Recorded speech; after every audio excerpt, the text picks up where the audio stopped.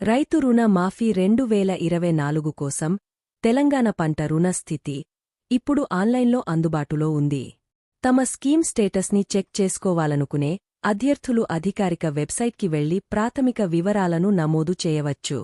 తెలంగాణ పంట రుణ స్థితిని ఆన్లైన్లో తనిఖీ చేయడానికి మొత్తం 2 మార్గాలు ఉన్నాయి. ఆన్లైన్లో తనిఖీ చేయడం ద్వారా అభ్యర్థులు ఏ ప్రభుత్వ కార్యాలయాన్ని సందర్శించి తమ సమయాన్ని వృథా చేయాల్సిన అవసరం లేదు. తెలంగాణ పంట రుణ స్థితిని పీఎఫ్ఎంఎస్ మాస్టర్లో తనిఖీ చేయడానికి అభ్యర్థులు తప్పనిసరిగా వారి బ్యాంక్ మరియు బ్యాంక్ ఖాతా నంబర్లను కలిగి ఉండాలి. ఆన్లైన్ యాక్సెస్ లేని అభ్యర్థులందరికీ తెలంగాణ పంట రుణ స్థితిని తనిఖీ చేయడానికి ఆఫ్లైన్ పద్ధతి కూడా ఉంది. పథకం కింద ఇప్పటికే నమోదు చేసుకున్న అభ్యర్థులందరూ రైతు రుణ మాఫీ స్కీమ్ స్థితిని ఆన్లైన్ లేదా ఆఫ్లైన్లో తనిఖీ చేయవచ్చు.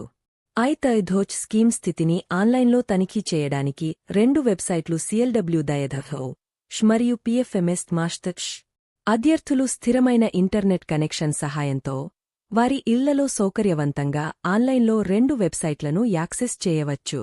పథకం కింద ఎంపికైన అభ్యర్థులందరికీ రాష్ట్ర ప్రభుత్వం వారి పెండింగ్ లోన్ను మాఫీ చేస్తుంది. తెలంగాణ రాష్ట్రంలోని శాశ్వత పౌరులు మాత్రమే రైతు రుణ మాఫీ పథకం కింద ఎంపిక చేయబడతారు. ఆన్లైన్లో స్థితిని తనిఖీ చేయడానికి అవసరమైన పత్రాలు బ్యాంకు ఖాతా సంఖ్య, బ్యాంక్ పేరు. అభ్యర్థులు అర్హత పొందాలంటే తెలంగాణ రాష్ట్రంలో శాశ్వత నివాసి అయి ఉండాలి.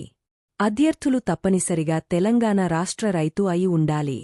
తెలంగాణ రాష్ట్ర ప్రభుత్వం 2 లక్షల రూపాయలు రుణాలను మాత్రమే మాఫీ చేస్తుంది.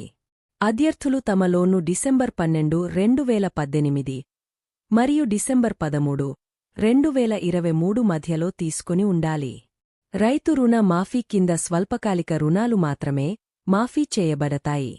ఇంటర్నెట్ యాక్సెస్ లేని అభ్యర్థులు రైతు రుణ మాఫీ స్థితిని తనిఖీ చేయడానికి వారి సమీపంలోని బ్యాంక్ శాఖను సందర్శించవచ్చు.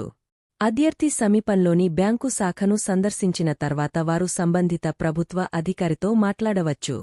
ప్రభుత్వ అధికారి అభ్యర్థులను వారి పథకం స్థితిని డౌన్లోడ్ చేసుకోవడానికి వారి వివరాలను అడుగుతారు. వివరాలను పొందిన తర్వాత సంబంధిత అధికారి అభ్యర్థికి రైతు రుణ మాఫీ స్థితిని సులభంగా చూపుతారు.